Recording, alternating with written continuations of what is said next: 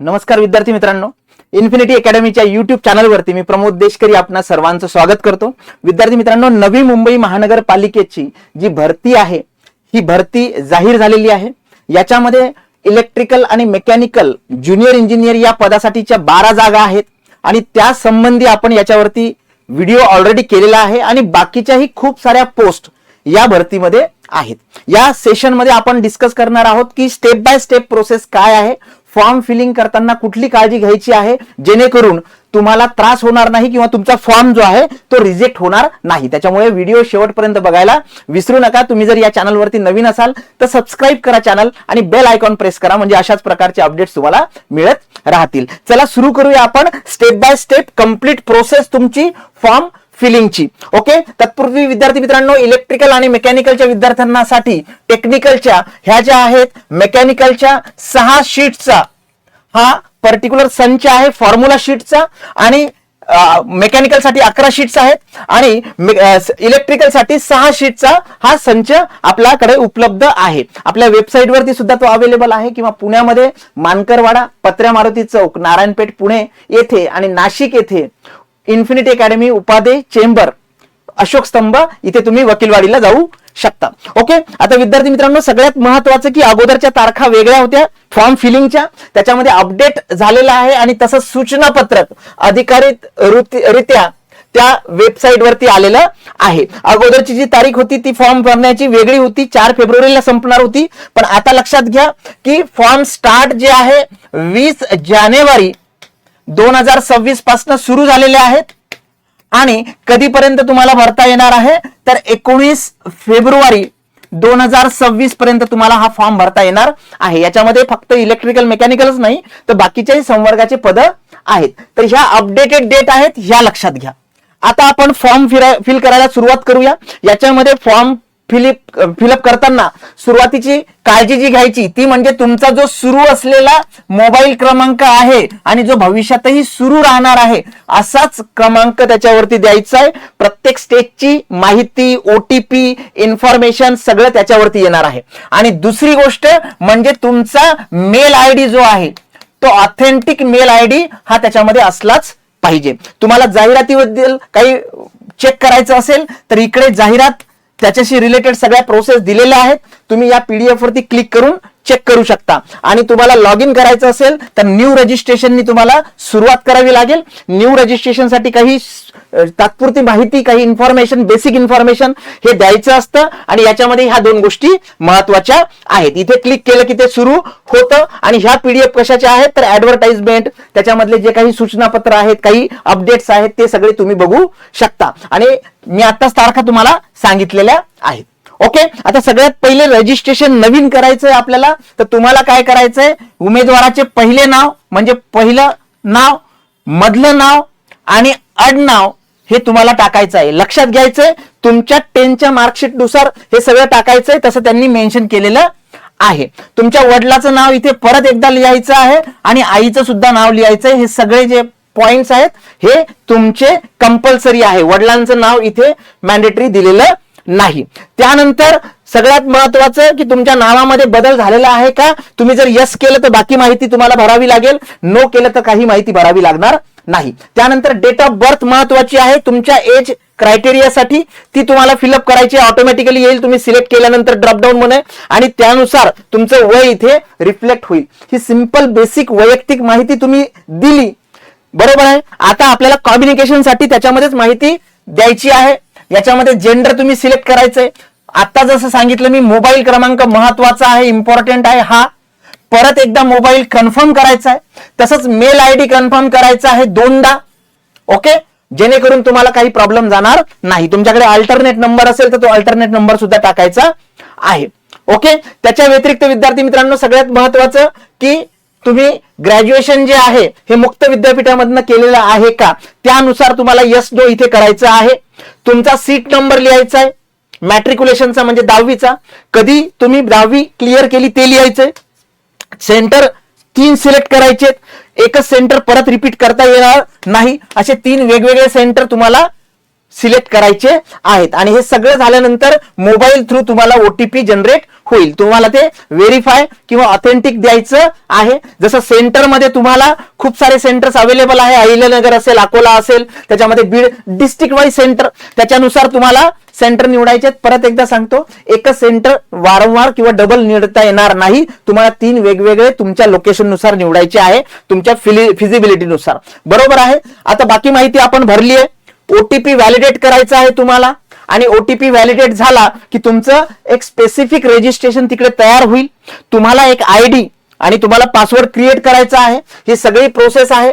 Declaration करून तुम्हाला ही process complete करता येईल. ओके, कॅप्चा टाकून. आता जी माहिती मी भरली आहे ती सगळी माहिती व्यवस्थित आली की नाही तुम्हाला इथे टिक करायचंय. म्हणजे फॉर एक्झाम्पल तुमचं नाव असेल, वडिलांचं नाव असेल, आईचं नाव असेल, हे सगळं टिक मार्क करायचं आहे आणि इथे बेसिकली तुम्हाला सबमिट करायचं आहे व्हेरीफाय झाल्यानंतर. ओके, रजिस्ट्रेशन सक्सेसफुल झालंय. तुम्हाला रजिस्ट्रेशन नंबर आलेला आहे आता तुमच्या व्हॅलिड मेल आयडी आणि तुमच्या मोबाईल वरती. इथे तो आहे. मी स्पेसिफिकली सिक्युरिटीच्या हिशोबाने त्याला मास्क केलेला आहे. हे झालं तुमचं रजिस्ट्रेशनची प्रोसेस. आता तुम्हाला काय करायचंय, आता तुम्हाला अप्लाय करायचंय. बरोबर आहे. हा नंबर जो आयडी आहे, तुम्ही जो पासवर्ड टाकलाय तो व्यवस्थित सेव्ह करून ठेवा, तुमच्या मेलला सेव्ह करून ठेवा. कारण बेसिकली ह्या जर गोष्टी मिस झाल्या तर परत रिकव्हर करायला प्रॉब्लेम येतो आणि बऱ्याचदा ते प्रॉब्लेम सॉल्व्ह होत नाहीत.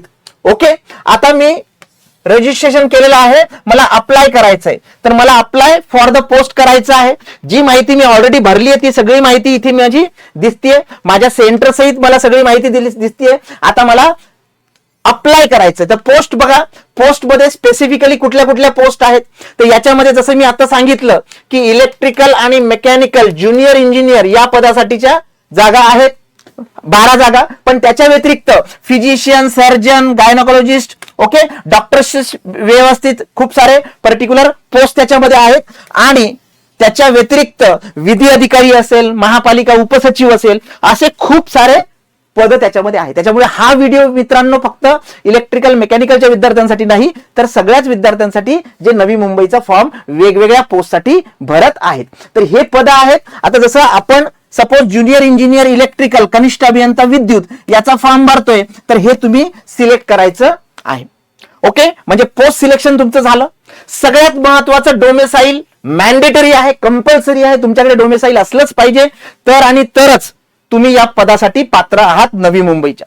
ओके, मराठी भाषेचे सुद्धा तसंच त्यांनी मेन्शन केलेलं आहे. आता पर्सनल डिटेल्स याच्यामध्ये जसं मी डोमेसाईल यसच केलं पाहिजे, माझं नॅशनॅलिटी यस केलं पाहिजे, आणि त्याच्याशी रिलेटेड बाकीच्या ज्या गोष्टी आहेत त्या तुम्हाला फुलफिल कराव्या लागतील. याच्यामध्ये जसं डोमेसाईल सर्टिफिकेटचा तुमचा पर्टिक्युलर नंबर असेल, त्याचा डेट असेल, त्याचं व्हॅलिडिटी कोणी दिली तुम्हाला, हे सगळं जे आहे, म्हणजे फॉर एक्झाम्पल तुमचा डोमेसाईल जे आहे अधिवास प्रमाणपत्र, हे तुमचं सर्टिफिकेटचा सिरियल नंबर आहे, त्यानंतर त्याची तारीख आहे. ह्या सगळ्या इन्फॉर्मेशन तुम्हाला भरायच्या आहेत.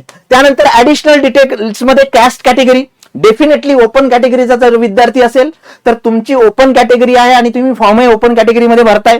पण जे विद्यार्थी कॅटेगरीशी बिलॉंग करतात, मग ते एससी असेल, एसटी असेल, VJ, NT, okay, OBC, SBC, SEBC, बरोबर आहे. तर हे जे आहे हे सगळे तुम्हाला तुमच्या कॅटेगरीनुसार सिलेक्ट करायचे. पण ज्यावेळेस तुम्ही एखादी कॅटेगरी सिलेक्ट करता, तुम्हाला माहिती आहे कास्ट सर्टिफिकेट, कास्ट सर्टिफिकेटचा सिरियल नंबर, कुणी ती इश्यू केलेला आहे आणि कुठल्या तारखेला इश्यू केलेला आहे, हे सगळं डेट सुद्धा तुम्हाला काय करायचंय त्याच्यामध्ये भरायचंय. For example caste category certificate मी ओबीसी निवडलं, तर कास्ट कॅटेगरी जो आहे इश्युइंग ऑथॉरिटी कुणी इश्यू केलं, कुठल्या तारखेला इश्यू केलं आणि त्या कास्ट सर्टिफिकेटचा सिरियल नंबर काय आहे. तुमच्याकडे जर कास्ट व्हॅलिडिटी असेल तर ते सुद्धा तुम्ही इथे टाकू शकता. हे मॅन्डेटरी नाहीये, बाकी कास्ट कॅटेगरीसाठी मॅन्डेटरी आहे. कारण हे जे व्हॅलिडिटी आहे, आपल्याला माहिती आहे व्हॅलिडिटी एकतर 12th साठी इंजिनिअरिंग करताना आपल्याला मिळते, स्पेशल कारणामुळे मिळते, कारण त्याला कव्हरिंग लेटर असतं, बरोबर आहे. तर कास्ट व्हॅलिडिटी तुम्ही नंतरही काढू शकता. एनसीएल सगळ्यात महत्वाचं, मला जर ओबीसीचा फायदा घ्यायचा असेल तर नॉन क्रिमिलियर हे सर्टिफिकेट माझ्याकडे लागतंच. उत्पन्नाच्या मर्यादा असलेलं हे सर्टिफिकेट आहे. परत तसंच कुणी दिलं, कधी दिलं, त्याचा सिरियल नंबर काय, बरोबर आहे.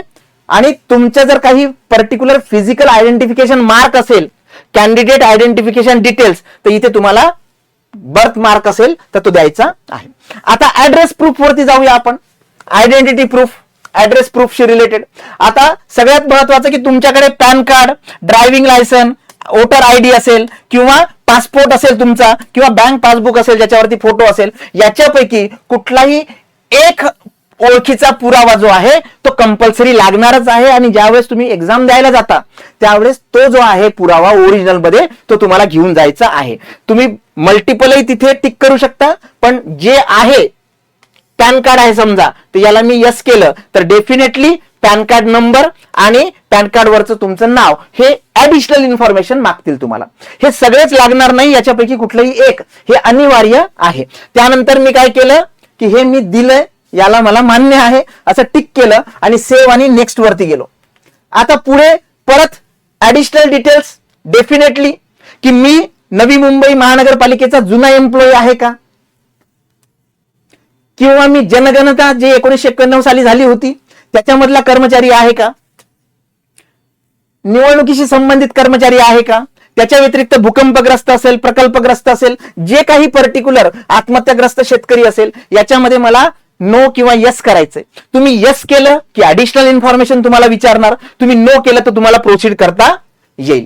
तसंच प्रकल्पग्रस्त म्हणजे प्रोजेक्ट अफेक्टेड, भूकंपग्रस्त म्हणजेच आपल्याला अर्थक्विक अफेक्टेड माहिती आपल्याला किल्लारीच्या त्या संबंधी हे डिटेल्स लागतील.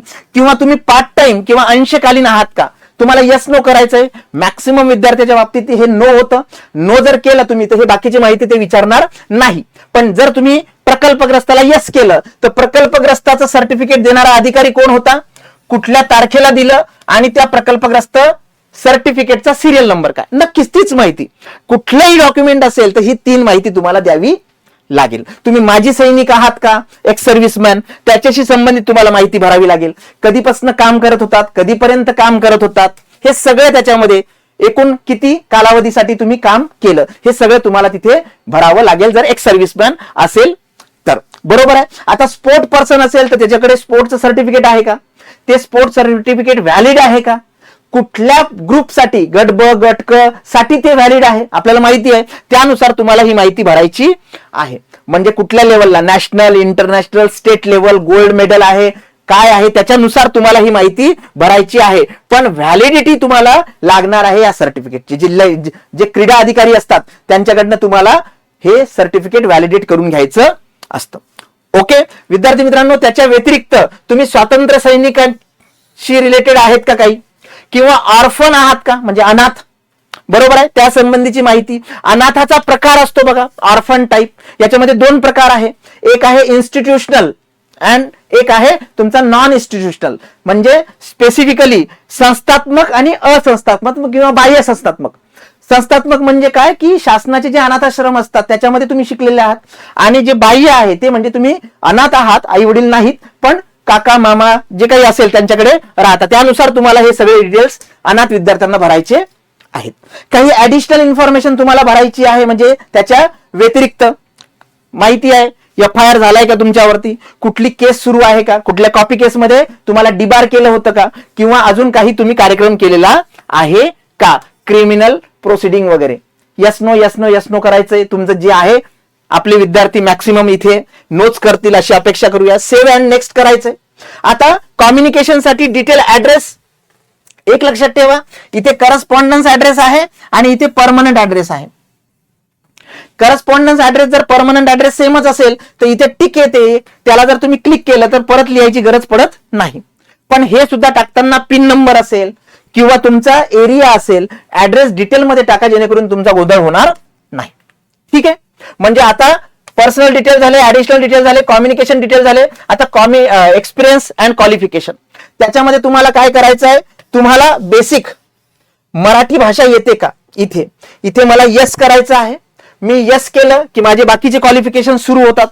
10th मध्ये 10वी कुठल्या मंडळामध्ये होता, for example suppose state board होतं, शाळेचं नाव, टक्केवारी असेल, ग्रेड असेल, अजून काही असेल, किती मार्क मिळाले, किती पैकी मिळाले आणि पर्सेंटेज ऑटोमॅटिकली येईल तिकडे. कधी पास आउट झालात तर 10वीचे सगळे डिटेल्स इथे भरायचे. ज्या विद्यार्थ्यांचे CGPA वगैरे आहे त्यांनी सिलेक्ट करताना तसं करायचं जेणेकरून तुम्हाला कन्व्हर्जन वगैरे करावं लागणार नाही. तसंच 12वीचं, आता 12th 12वीचं सुद्धा बोर्ड कुठलं होतं, कॉलेज स्कूलचं नाव काय होतं, काय ग्रेड मिळाला तुम्हाला, किती मार्क्स मिळाले, किती पैकी मिळाले आणि कधीचं पास आउट आहे एज्युकेशन. त्यानंतर तुमचं ग्रॅज्युएशन. आता इथे मी डिप्लोमा लिहितोय, डिप्लोमा हा मॅन्डेटरी नाहीये, मी इलेक्ट्रिकल आणि मेकॅनिकल बद्दल बोलतोय. तर जर असेल तर इथे लिहायचं, बाकी लिहायची गरज नाही. ज्यांनी 12वी नंतर डिग्री केली त्यांना गरज नाही, त्यांनी इथे माहिती भरायची. पण ग्रॅज्युएशन मात्र त्यांनी कंपल्सरी केलंय. इथे ऍस्टेज दिलाय राल. डिप्लोमा स्पेसिफिकली ऑप्शनल आहे. आता इथे लक्षात घ्या विद्यार्थी मित्रांनो, फॉर एक्झाम्पल इलेक्ट्रिकलचं केलं मी, तर कुठली इन्स्टिट्यूट आहे, कधी पास आउट आहे, ग्रेड काय होता, मार्क्स किती प्राप्त झालेत, मिळालेत, किती पैकी मिळालेत, हे सगळं क्वालिफिकेशन डिटेल टाकलं. आता सगळ्यात महत्वाचं म्हणजे डॉक्युमेंट अपलोड करायचं. डॉक्युमेंटची साईज काय असली पाहिजे, कुठल्या फॉर्मॅटमध्ये, म्हणजे तुमची पीडीएफ असली पाहिजे, हे सगळं तुम्हाला इथे भरायचं आहे. त्याच्यामुळे डॉक्युमेंट्सशी संबंधित फोटोग्राफ काय साईजचा असला पाहिजे, तुमचे सिग्नेचर काय साईजचे असले पाहिजे, हे सगळं डिटेल त्यांनी दिलेलं आहे. हे त्या नोटिफिकेशन मध्ये सुद्धा आहे, तुम्ही नीट वाचा. त्या साईजचे तुमचा फोटो, साईजची फोटो काढून त्याची पर्टिक्युलर जेपीजी फाईल असेल, बरोबर आहे. तर हे जे आहे हे सगळं तुम्हाला पर्टिक्युलर तयार ठेवायचं एका फोल्डरमध्ये. तुम्ही जर एखाद्या सायबर कॅफेवरती भरणार असाल तर तिथे सुद्धा लक्ष द्या, तिथे खूप साऱ्या मुलांनी भरलेलं असतं, याचा फोटो त्याला, त्याचा फोटो याला जायला कामा नाही. ओके. आणि हे काय करायचं, इथलं तुम्ही त्याला कॉल करायचं, म्हणजे काय करायचं, अपलोड करायचं सगळे डॉक्युमेंट्स. हे डॉक्युमेंट्स अपलोड सगळे करायचे. तुम्हाला आधार कार्ड, पॅन कार्ड, जे जे तुम्ही तिथे मेन्शन केलंय, कास्ट मेन्शन केली असेल तर कास्ट सर्टिफिकेट असेल, तुम्ही डोमेसाईल मेन्शन केलं असेल तर डोमेसाईल, तुम्ही फोटो, बर्थ सर्टिफिकेट, सगळी जेवढी माहिती तिकडे दिलेली आहे ते तुम्हाला येईल. हे सगळं अपलोड करायचं आहे. आणि अपलोड केल्यानंतर आपल्याला डायव्हर्ट व्हायचंय पेमेंट वरती. विद्यार्थी मित्रांनो, परत एकदा 1000 रुपये फी आहे ओपन कॅटेगरीचा विद्यार्थी जर असेल तर. दरवेळेस आपण स्पेसिफिकली ही फी भरतो, तर नक्कीच विद्यार्थ्यांचा विचार व्हावा या गोष्टीमध्ये आणि कशी कमीत कमी फी करता येईल याचा नक्की विचार करावा. ओके. पेमेंट डिटेल्स वरती गेल्यानंतर डिक्लेरेशन आहे. डिक्लेरेशनच्या पूर्वी तुम्ही पूर्ण रिव्ह्यू घेऊ शकता, तुम्ही काय काय भरलेलं आहे, त्याच्यानंतरच कन्फर्म करायचं, सबमिट करायचा. सबमिट केल्यानंतरच परत तुम्हाला काही करता येणार नाही. प्रत्येक गोष्ट जी आहे तुमचं नाव लिहिलेलं आहे आणि डिक्लेरेशन द्यायचंय तुम्हाला, तर प्रत्येक ठिकाणी तुम्हाला टिक करायचं. इथे एक जरी बॉक्स टिक झाला नाही तर तुम्हाला ते सबमिट होणार नाही. हे सगळं मी काय केलंय, सबमिट केलंय की माझी प्रोसेस होते. याच्यानंतर प्रिंट आउट निघते रिसिप्टची, ती प्रिंट आउट काढाच आणि त्या 2-4 प्रिंट आउट काढून व्यवस्थित जपून ठेवा. ही खूप महत्वाची गोष्ट आहे. ओके. तर विद्यार्थी मित्रांनो, step by step Navi Mumbai महानगरपालिकेचा form कसा भरायचा कुठल्याही पोस्टसाठी हे आपण सांगितलेलं आहे. याच्यामध्ये तुम्हाला अजूनही काही प्रॉब्लेम्स किंवा तुमचे प्रश्न असतील तर नक्की कमेंट सेक्शन मध्ये टाका, म्हणजे तुम्हाला कम्युनिकेट करता येईल. विद्यार्थी मित्रांनो, सगळ्या ज्या सरळ सेवा भरती आहे याच्यामध्ये जो नॉन टेक्निकलचा पार्ट आहे तो मराठी असेल, ओके, त्यानंतर इंग्लिश असेल, जीएस असेल, ऍप्टी रिझनिंग असेल, या नॉन टेक्निकल साठी टीसीएस चे सगळे क्वेश्चन्स फक्त आणि फक्त 10 रुपयामध्ये ऑनलाईन मध्ये आपल्या ऍप मध्ये आहेत. तर इन्फिनिटी अकॅडमीचं ऍप डाउनलोड करा. आणि विद्यार्थी मित्रांनो, हे स्पेसिफिक जीएस साठी तुम्हाला सगळ्या एक्झामला कामी येईल, बरोबर आहे. सगळ्यात महत्वाचं, जर तुम्हाला हा व्हिडिओ जर इन्फॉर्मेटिव्ह वाटला असेल आणि कामाचा वाटला असेल, तुमच्या सगळ्या मित्रांना नक्की शेअर करा. ओके. आणि इन्फिनिटी अकॅडमीला सबस्क्राईब करायला विसरू नका. लाईक बटन आहे तिकडे लाईक करा, म्हणजे असेच आपले सबस्क्रायबर हे वाढत जातील. नमस्कार, मी प्रमोद देशकरी. धन्यवाद.